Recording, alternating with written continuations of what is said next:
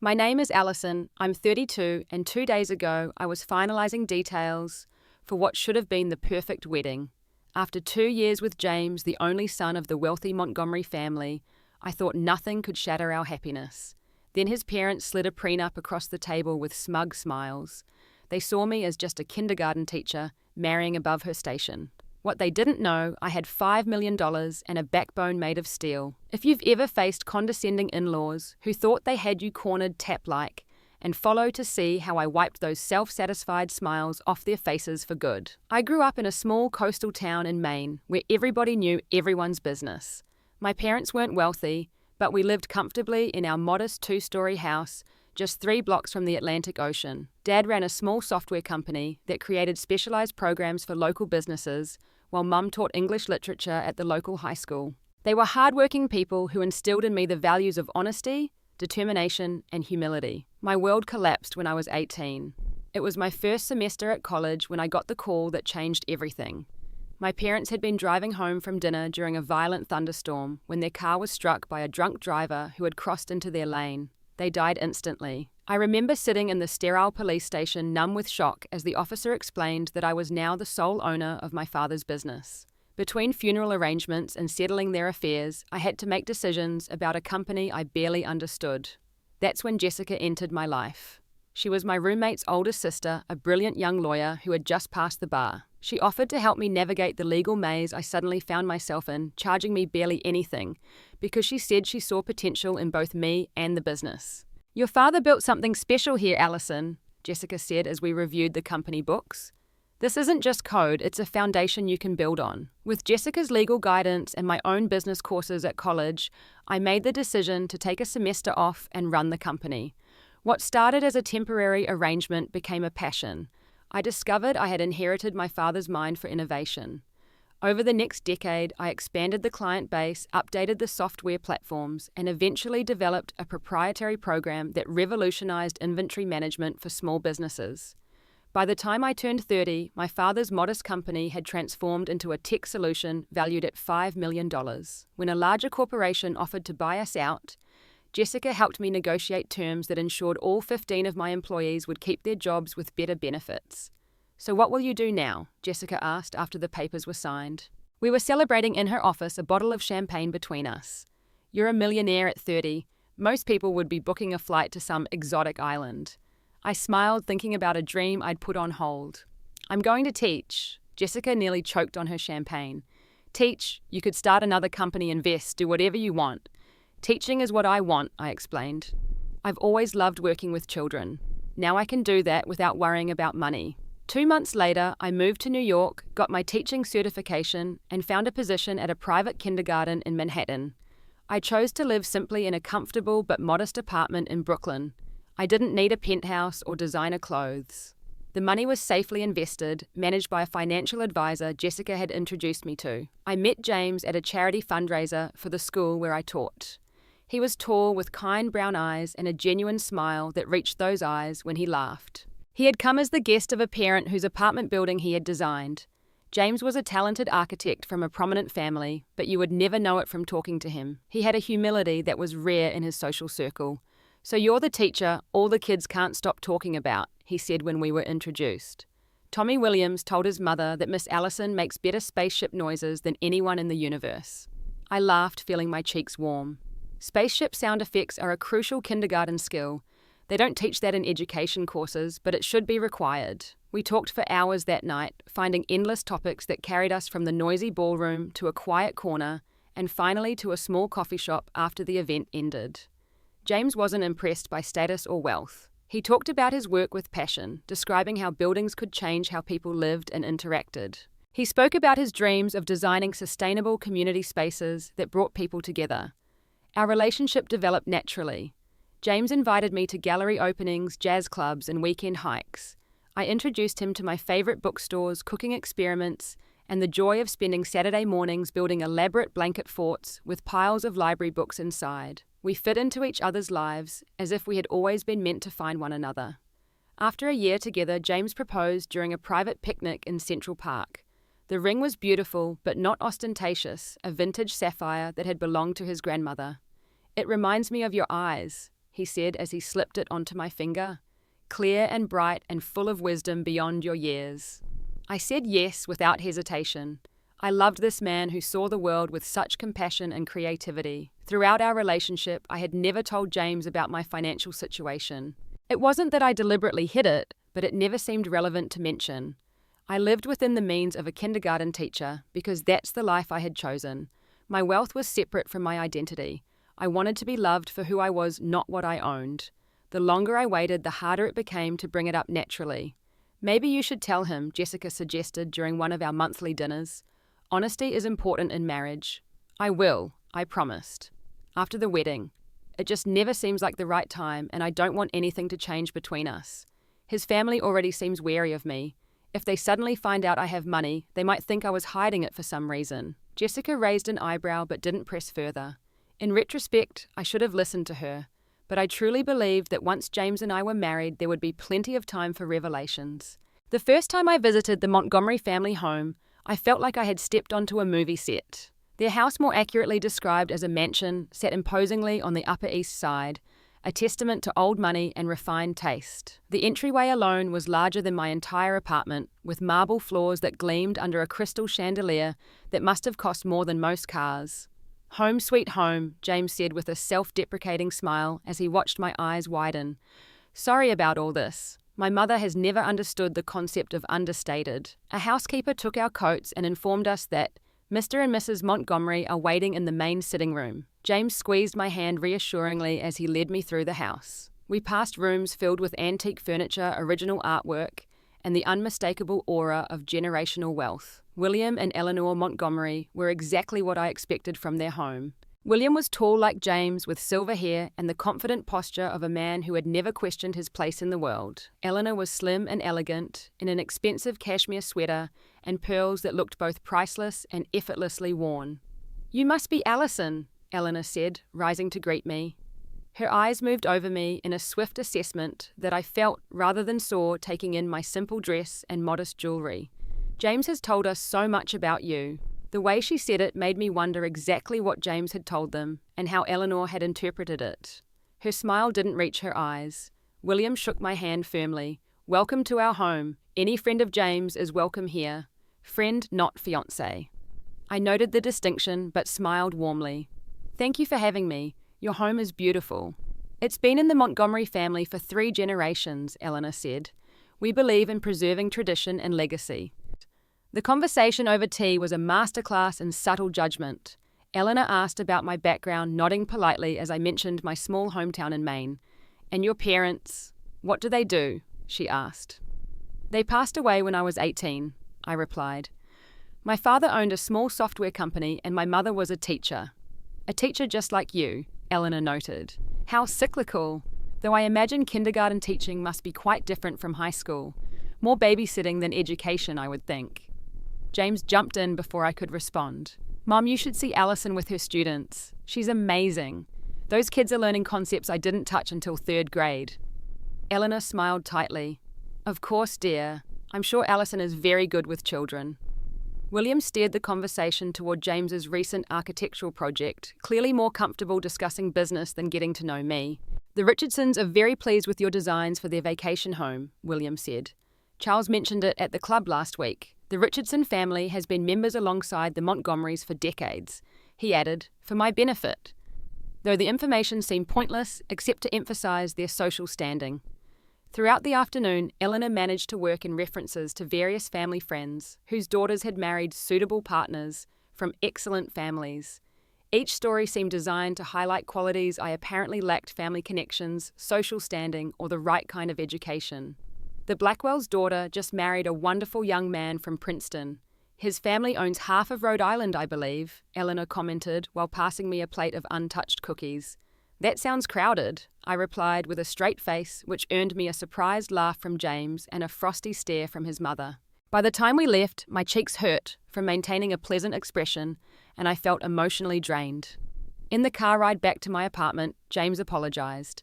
"They can be a bit much at first," he said. "They'll warm up once they get to know you better." I wasn't so sure, but I loved James and wanted to believe he was right. "They're protective of you. I understand that. They just don't know how amazing you are yet." he said, kissing my hand. Give them time. But as the weeks passed and we had more interactions with the Montgomerys, it became clear that time wasn't the issue.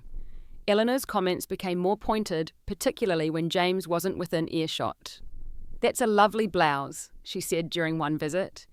Very sensible for a teacher's salary. I've always admired people who can make do with less. Or when discussing wedding plans. The Montgomery weddings are typically covered in the society pages. We'll need to make sure you're properly prepared to represent the family. I tried to brush off these comments, focusing instead on my relationship with James, which remained loving and supportive.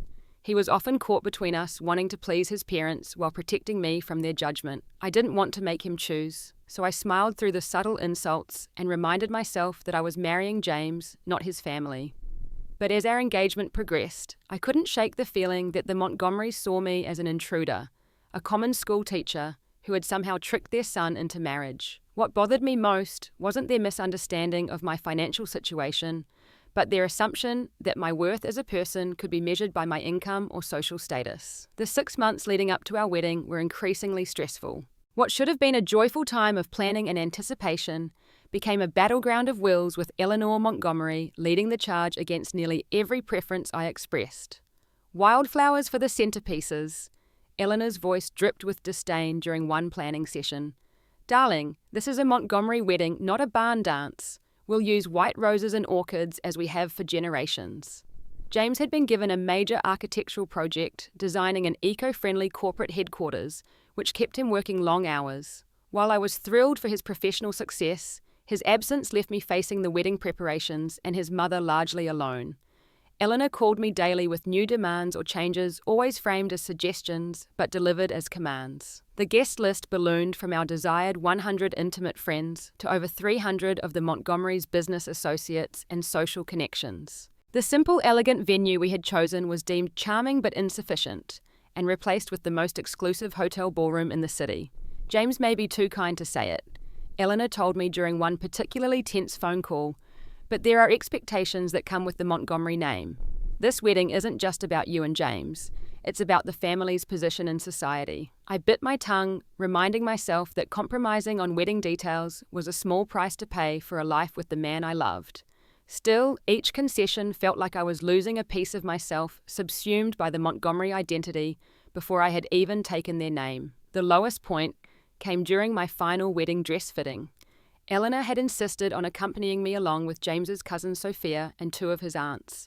I had fallen in love with a simple, elegant gown with clean lines and minimal embellishment. It wasn't the elaborate princess dress Eleanor had pushed for, but she had reluctantly agreed it was acceptable after the designer mentioned its 5-figure price tag. As I stood on the platform surrounded by mirrors, I actually felt beautiful and briefly forgot the tension of the past months.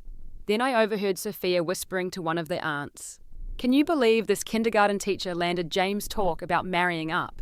She must have some tricks we don't know about." The aunt giggled. Eleanor is beside herself. 30 years of grooming James to take over the family business and continue the Montgomery legacy, and he brings home Snow White from the schoolroom. Well, she's pretty enough, I suppose, Sophia conceded. But can you imagine her at the Montgomery Foundation Gala? She'll be asking which fork to use for the salad. I felt my cheeks burn with humiliation as their whispers carried clearly across the quiet boutique. Eleanor, standing nearby, made no attempt to defend me or quiet them. In fact, the slight smile playing at her lips suggested she shared their sentiment. That night, I called Jessica in tears. "I'm starting to wonder if I'm making a mistake," I confessed. "I love James, but his family is another story. They think I'm some fortune-hunting nobody."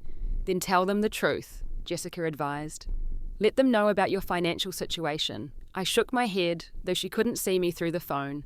That would only make things worse. Then they'd think I deliberately misled everyone. Besides, it shouldn't matter how much money I have. What matters is that James and I love each other.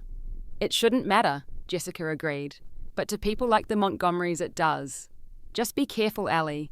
Rich families protect their fortunes fiercely." I didn't know how prophetic her words were until a week later when I arrived early at the Montgomery home for a dinner with James's parents. James texted that he was running late from a client meeting, so I waited in the library, a room lined with leather-bound books that I suspected were chosen for their appearance rather than their content. The door to William's adjacent study was ajar, and I couldn't help overhearing his conversation with Eleanor.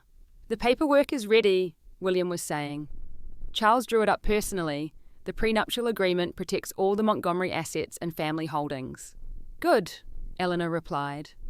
I still can't believe James wouldn't listen to reason about this teacher. At least we can protect what generations of Montgomerys have built. The last thing we need is some gold-digging kindergarten teacher walking away with half the family fortune if things don't work out. She seems sincere enough, William said, though, without much conviction. Please, Eleanor scoffed. You don't rise from nothing to marrying one of New York's most eligible bachelors without an agenda. Mark my words, once they're married, she'll try to get her hands on everything. Women like her always do. I sat frozen in my seat, heart pounding in my ears. I had suspected they didn't approve of me, but hearing their naked contempt was devastating. They truly believed I was manipulating their son for money I didn't even need or want. When James arrived minutes later, I forced a smile and said nothing about what I'd overheard. I loved him too much to create a rift between him and his parents, especially over something as meaningless as money. I convinced myself that once we were married, once they truly got to know me, they would see their fears were unfounded. But a seed of doubt had been planted. As the wedding approached, I began to wonder if love alone was enough to overcome the chasm of suspicion and judgment that seemed to widen with each passing day. 2 days before our wedding, James's parents invited us to dinner at Le Bernardin, one of the most exclusive restaurants in Manhattan. James was excited, taking it as a sign that his parents were finally embracing our marriage. Mom made the reservation weeks ago, he told me as we dressed for dinner. They only do this for special occasions. I think they're finally coming around. I smiled, not wanting to dampen his enthusiasm, but something in my gut told me this dinner wasn't a peace offering. The restaurant was everything you'd expect from a place where the average meal costs more than most people's weekly grocery budget. Crystal chandeliers cast a warm glow over tables draped in pristine white linen. The maitre d' greeted William and Eleanor by name, leading us to a secluded table in the back, where conversations couldn't be easily overheard. William ordered an expensive bottle of champagne to start. A toast, he said, raising his glass to new beginnings. Okay. There was something in his tone that made me uneasy, but I clinked glasses with everyone and took a small sip. The conversation through appetizers and main courses was surprisingly pleasant. Eleanor asked about my kindergarten class without her usual condescension, and William engaged James in a discussion about architecture that didn't revolve around Montgomery connections. Just as I was starting to think I had misjudged them, William cleared his throat as the dessert plates were being cleared away. Now, he said, reaching into his suit jacket, there's a bit of business we need to attend to before the wedding.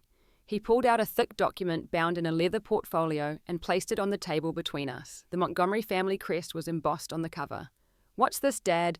James asked, though I already knew the answer. Just a standard prenuptial agreement, William replied smoothly. Nothing to be concerned about. All the Montgomery men signed them. I signed one, your grandfather signed one. It's tradition, James frowned. You never mentioned this before. It must have slipped my mind, William said, though his perfectly timed presentation suggested otherwise. With all the wedding preparations, you know how it is.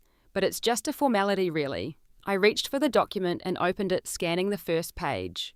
My teaching salary didn't prepare me for legal jargon, but even I could understand the basic premise. If James and I divorced, I would receive nothing. Not a penny of Montgomery money, property, or assets would come to me regardless of how long we were married or what circumstances led to our separation. This seems rather one-sided, I said quietly, continuing to read. William shrugged. It's fairly standard for estates of our size. I'm sure you understand the need to protect assets that have been in the family for generations. Eleanor was watching me with that same smug smile I had seen at the dress fitting, clearly expecting me to be blindsided and intimidated. She probably thought I would sign without reading, eager to secure my place in their wealthy world. James, did you know about this? I asked, turning to my fiancé. James looked genuinely confused and uncomfortable. No, I didn't. Mom, Dad were getting married in 2 days. This is hardly the time for legal paperwork. On the contrary, Eleanor interjected. This is precisely the time. Before vows are exchanged and things become complicated. The way she said complicated made it clear she was referring to me and my perceived designs on the Montgomery fortune. I would like to have my lawyer review this, I said, calmly closing the portfolio. William's eyebrows shot up.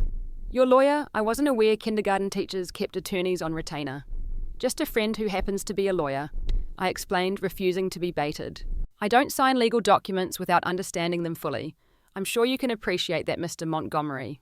There's nothing to understand, Eleanor said dismissively. It simply states that what belongs to the Montgomerys stays with the Montgomerys. Unless, of course, you were planning on the marriage ending with you taking a portion of James's inheritance. James put his hand over mine on the table. Mum, that's enough. If Alison wants her lawyer to review it, that's reasonable. I should probably have someone look at it too, since I'm just seeing this now. Eleanor's smile faded. James, darling, there's no need for that. Our family lawyers have drafted this agreement specifically to protect your interests. My interests include Alison's well-being, James replied firmly. I won't sign anything that isn't fair to both of us. William's expression hardened.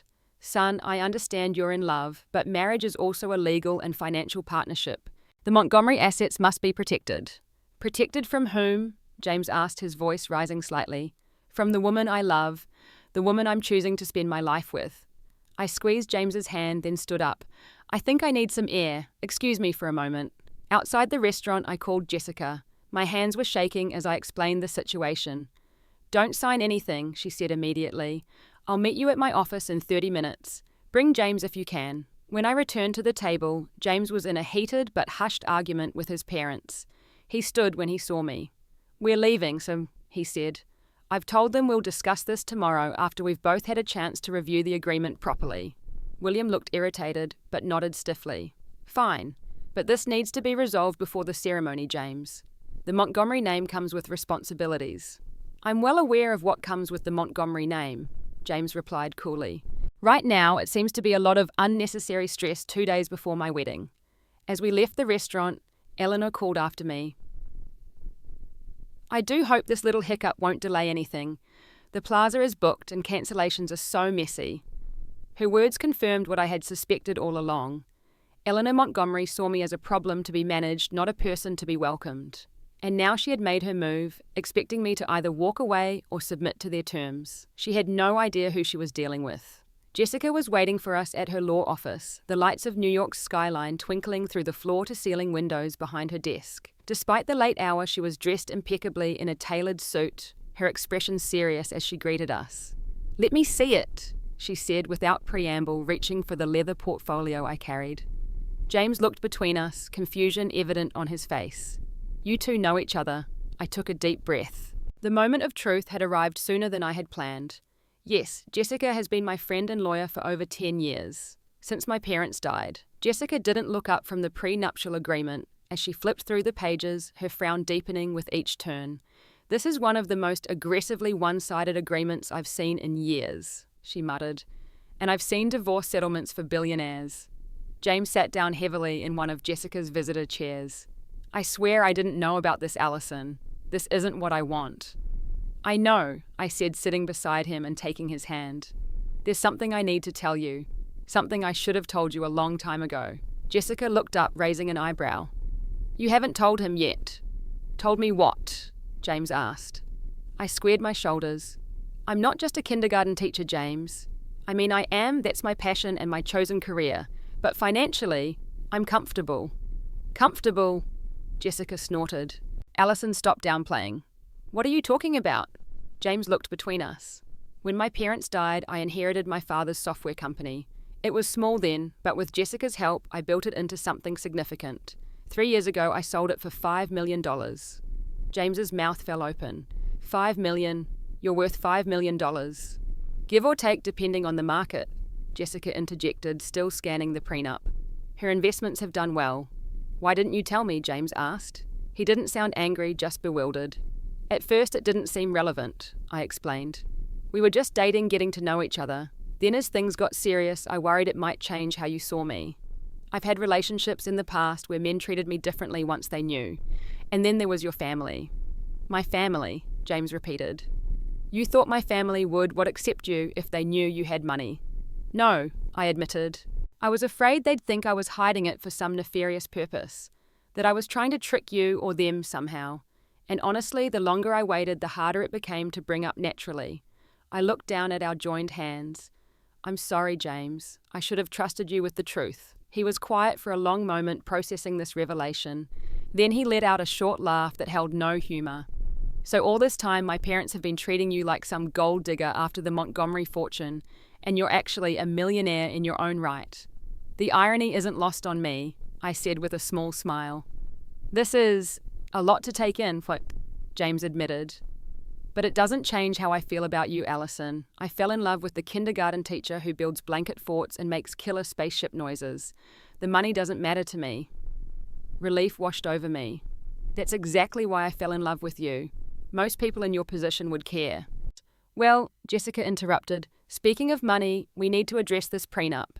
It's completely unacceptable as written. Tear it up, James said immediately. We don't need it. Actually, I said slowly, an idea forming, I think we do need a prenuptial agreement, but not this one. Jessica caught my eye and I could see she was already thinking along the same lines. What did you have in mind? A fair agreement that protects both of us, I said. The Montgomery assets remain with the Montgomery family and my assets remain mine. That makes sense, James agreed, looking relieved. With a few additional clauses, I added. Jessica, can we draft something tonight? She glanced at her watch. It's going to be a long night, but yes, I can call in a favour with one of our paralegals. I don't understand what's happening, James said. Are we fighting my parents on this or agreeing with them? Neither, I replied with newfound confidence. We're going to give them exactly what they want, just not in the way they expect. Jessica was already at her computer typing rapidly. I'll need details about your assets, James. Properties, investments, anything in your name versus your family's name. I have an apartment, my grandfather left me some stock portfolios my parents set up when I was born, and my own savings from my architecture work, James replied, still looking slightly dazed. Everything else is technically owned by the Montgomery Family Trust. Perfect, Jessica said, making notes. And what time tomorrow are we meeting with your parents and their lawyers? 10 at the Montgomery corporate offices, James answered. We'll be ready, Jessica assured him. She looked at me. Are you sure about this, Allie? It's a bold move. I'm sure, I said firmly. If we're starting our marriage with legal paperwork, let's make sure it reflects who we both are, not just the Montgomery agenda. James squeezed my hand. I'm with you. Whatever you're planning, I trust you. As Jessica worked on drafting our counter-proposal, I explained my thinking to James more fully. By the time the city lights began to dim and the first hints of dawn crept into the sky, we had a comprehensive prenuptial agreement that protected both our interests fairly. Despite the sleepless night, I felt energized. For months, the Montgomerys had made me feel small and insignificant. Tomorrow, that would change. I wasn't going to be vindictive or cruel. I simply wanted to be seen and respected for who I truly was. Are you ready to face my parents? James asked as we left Jessica's office, the morning sun now fully visible over the Manhattan skyline. I've never been more ready for anything in my life, I replied, feeling strangely calm. The truth, as they say, will set you free, and I was finally ready to be free of the shadow the Montgomerys had cast over what should have been the happiest time of our lives. The Montgomery corporate headquarters occupied the top 3 floors of a gleaming skyscraper in Midtown. The reception area where we waited was designed to impress with marble floors, original artwork, and a spectacular view of Central Park. James looked exhausted but determined. We had gone to his apartment after leaving Jessica's office just long enough to shower and change clothes before heading to this meeting. Jessica had arrived separately, carrying a sleek briefcase containing our counter-proposal. Mr. and Mrs. Montgomery will see you now, the receptionist announced, leading us to a large conference room. William and Eleanor were already seated at the head of the long table, along with an older man I recognized as Charles Hoffman, the family's longtime attorney. Their expressions when they saw Jessica enter behind us ranged from surprise to suspicion. Good morning, William said, his tone carefully neutral. I wasn't aware we were having additional legal representation at this meeting. Jessica Andrews. My friend introduced herself, extending her hand professionally. I'll be representing Allison's interests today. Eleanor's eyes narrowed. How fortunate that you were available on such short notice. Jessica smiled pleasantly. Allison and I go way back. I clear my schedule for my oldest clients. Oldest clients, Charles repeated, looking confused. Before Jessica could elaborate, William gestured to the chairs. Let's get started, shall we? Time is of the essence with the wedding so close. Actually, James said, Allison and I would like a few minutes alone first if you don't mind. Eleanor looked like she very much did mind, but William nodded stiffly. Of course. We'll wait outside. Charles, come. Once the door closed behind them, James turned to me. "Are you sure about this?" "Completely," I assured him. "But this affects you too. If you're uncomfortable with any part of our plan, we can adjust." He shook his head. "I'm with you 100%. I just hate that it's come to this. They've always been controlling, but I never thought they'd try to manipulate my marriage this way." He ran a hand through his hair in frustration. "I keep thinking about what they said about you at the restaurant and probably 100 other times when I wasn't around. This isn't about revenge," I reminded him gently. "It's about starting our marriage on equal footing." "I know," he squeezed my hand. "And that's what I want too. I'm just sorry you've had to deal with all this." "It's worth it," I said simply. "You're worth it." We asked Jessica to call the others back in. William and Eleanor returned to their seats looking impatient. Now, William began pushing the original prenuptial agreement forward. "Shall we proceed? Charles has brought copies for everyone, and we've included pens for convenience." "Before we sign anything," I said calmly, "there's something James and I need to share with you." Eleanor's smile was brittle. "If you're having second thoughts about the wedding, Alison, I'm sure we can work something out with the vendors. Most deposits are non-refundable, of course, but—" "I'm not having second thoughts about marrying James," I interrupted. "I love your son very much. What I want to discuss is my financial situation." William raised an eyebrow. "Your financial situation seems quite straightforward. You're a kindergarten teacher at the Wellington Academy. A noble profession certainly, but not a particularly lucrative one." "Teaching is my passion," I agreed, "but it's not my only source of income." I took a deep breath. When I was 18, my parents died in a car accident. I inherited my father's software company, which at the time was small but promising. Over the next decade, with Jessica's legal guidance, I built that company into a successful enterprise that I sold 3 years ago for $5 million. The silence that followed my revelation was absolute. Eleanor's perfectly composed face slackened in shock. William's bushy eyebrows shot up so high they nearly disappeared into his hairline. Charles the attorney was the first to recover. "I see," he said carefully, "and you can verify these assets." "Of course," Jessica replied, sliding copies of a financial statement across the table. "These are the highlights of Alison's portfolio. As you can see, her investments have performed quite well." William scanned the document, his expression unreadable. "Why keep this a secret?" "It wasn't a secret," I corrected him. "It simply wasn't relevant to my relationship with James. I didn't fall in love with him for his family name or wealth, and I wanted to be sure he loved me for who I am, not what I own." $5 million, Eleanor repeated, sounding dazed. She looked at James. "Did you know about this?" James shook his head. "Not until last night, after you presented us with that prenup." William cleared his throat, clearly recalibrating his approach. "Well, this is certainly unexpected, but it doesn't change the fact that the Montgomery family assets need protection. $5 million is significant, of course, but the Montgomery holdings are substantially more extensive, which is why we agree that a prenuptial agreement is appropriate," I said. Eleanor blinked, thrown off balance again. "You do?" "Absolutely," Jessica confirmed. "In fact, we've taken the liberty of drafting an alternative agreement that protects both parties' interests fairly." She removed a document from her briefcase and distributed copies. "This stipulates that all assets brought into the marriage by each party remain the property of that individual," Jessica explained as they began to read. "Any Montgomery family holdings or properties remain with the Montgomery family as you originally wanted. Similarly, Alison's investments and accounts remain hers. However," I added, "we've included provisions for assets acquired during the marriage through joint effort, which would be divided equally in the unlikely event of divorce." Charles was reading intently, his practiced eye catching the details. "This is actually quite reasonable," he admitted, sounding surprised. "The family holdings remain protected, which was William and Eleanor's primary concern." William was reading more slowly, his frown deepening with each page. "What's this clause about public disparagement?" "A mutual non-disparagement agreement," Jessica explained smoothly. "Both parties agree not to speak negatively about each other or each other's families in public or private settings. This protects the Montgomery reputation as well as Alison's professional standing." Eleanor's face flushed. "Are you implying—" "I'm not implying anything," I interjected calmly. "I simply believe that mutual respect is essential for any family relationship to thrive." Eleanor looked like she wanted to argue, but seemed to realize she was on shaky ground. How could she object to a clause demanding mutual respect without admitting she had no intention of providing it, William was still reading, having reached the final pages. In this section about financial disclosure, standard transparency requirements, Jessica said. Both parties must provide annual updates on their financial status to ensure the agreement remains relevant and fair. Charles nodded. These are actually quite common provisions in balanced prenuptial agreements. Nothing unusual. William finally looked up, his expression a mixture of frustration and grudging respect. You've certainly come prepared.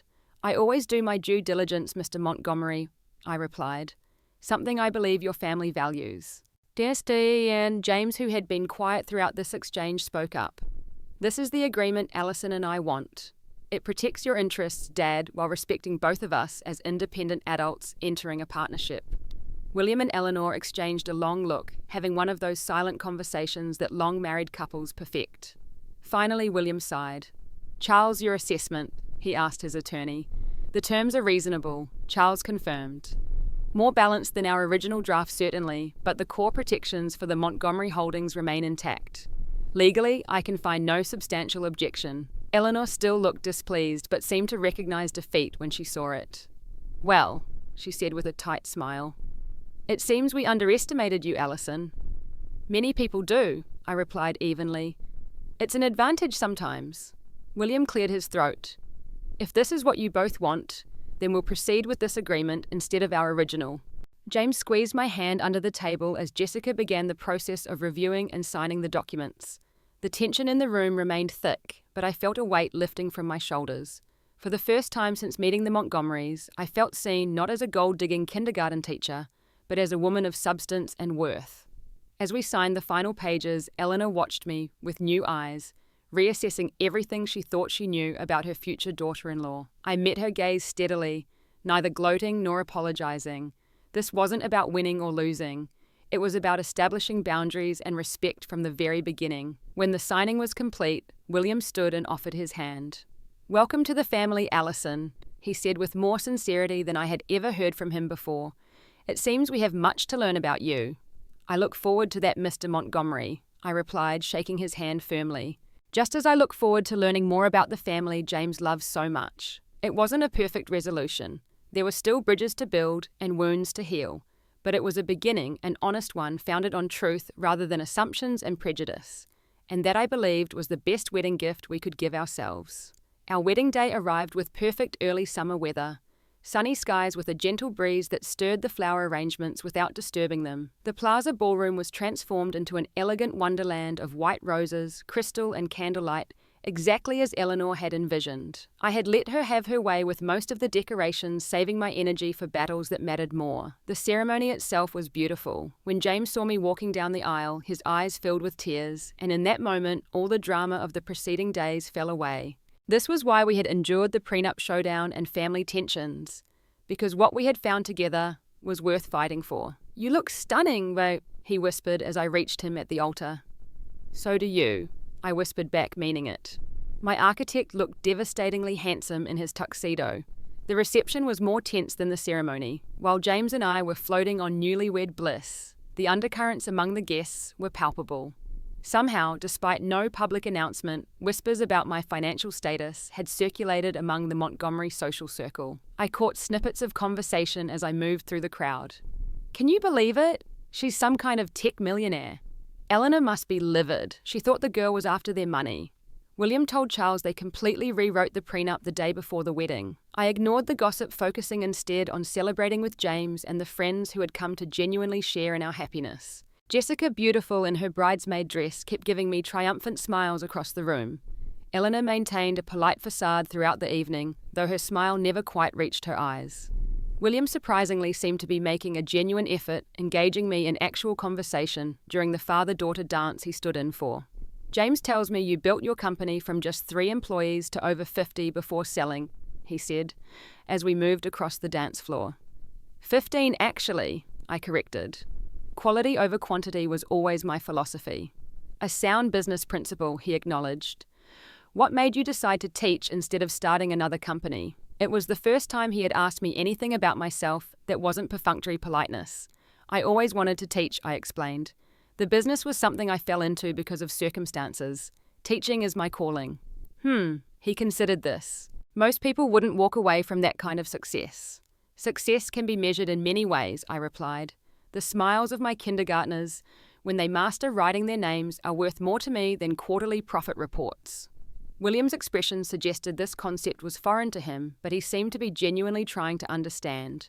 It wasn't friendship, but it was a start. After the wedding, James and I left for a 3-week honeymoon in Greece. Away from New York and the Montgomery sphere of influence, we reconnected with what had brought us together in the first place, our genuine love for each other's company, our shared values, and the dreams we had for our future together. I've been thinking, James said one evening as we watched the sunset from our villa balcony in Santorini, maybe we should look for our own place when we get back. Not the apartment my family owns, but something we choose together. I leaned against his shoulder. I'd like that. Something that's just ours. And I've been offered that sustainable community project I told you about, he continued. It doesn't have the prestige of the corporate headquarters I've been working on, but it's more aligned with what I really want to do with my architecture. You should take it, I encouraged him. You've been talking about projects like this since we met. He kissed the top of my head. My parents won't be thrilled. Dad has been grooming me to take over the family's real estate development business eventually. Is that what you want? I asked gently. James was quiet for a moment. No, he finally admitted.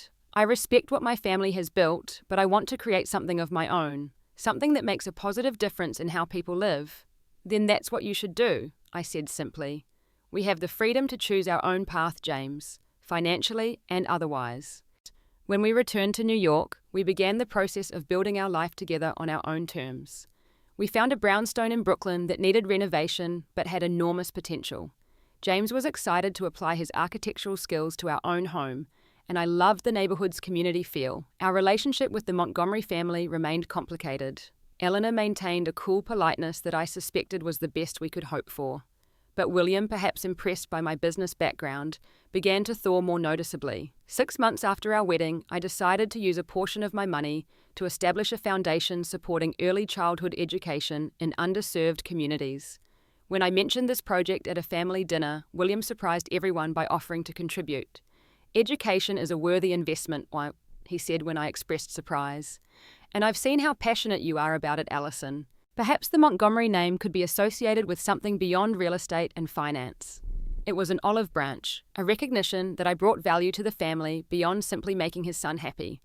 Eleanor looked less than pleased, but she didn't object. James and I are still writing our story together. There have been challenges beyond his family, merging our lives, balancing careers with personal time, learning each other's triggers and comforts. But we face these challenges as equals with mutual respect and the knowledge that we chose each other for who we truly are, not what we own or represent. If there's a lesson in all of this, it's that honesty must be the foundation of any relationship worth having. I should have told James about my financial situation sooner, just as his parents should have been upfront about their concerns, rather than ambushing us with a prenup days before our wedding. Money changes how people see you. That's an unfortunate reality. But the people who truly matter will see beyond your bank account to who you are at your core. James did. And eventually, even William began to. I still teach kindergarten, still build blanket forts with my students, and still believe that the most valuable things in life can't be measured in dollars. But I no longer hide my success or diminish my achievements. Being proud of what you've built doesn't make you materialistic. It makes you honest. Last month I discovered I'm pregnant with our first child. As James and I prepare to become parents, I think often about the values we want to instill in our child. Not the Montgomery legacy of wealth and status, nor my own path of hidden success, but something more balanced, an appreciation for privilege coupled with humility, ambition, tempered by compassion. I hope our child grows up knowing that their worth isn't determined by their inheritance, but by the kindness they show, the passion they pursue, and the positive impact they have on the world around them. That's a legacy worth building, regardless of the number of zeros in your bank account. If you've ever had to stand your ground against people who underestimated you or tried to make you feel small, I hope my story gives you strength. Never let anyone else define your worth. Whether you have $5 or $5 million, what matters most is how you treat others and stay true to yourself. If you found value in my experience, please like this video, subscribe for more real-life stories, and share your own experiences in the comments. Have you ever had to confront someone who misjudged you? How did you handle it? I'd love to hear your thoughts and continue this conversation.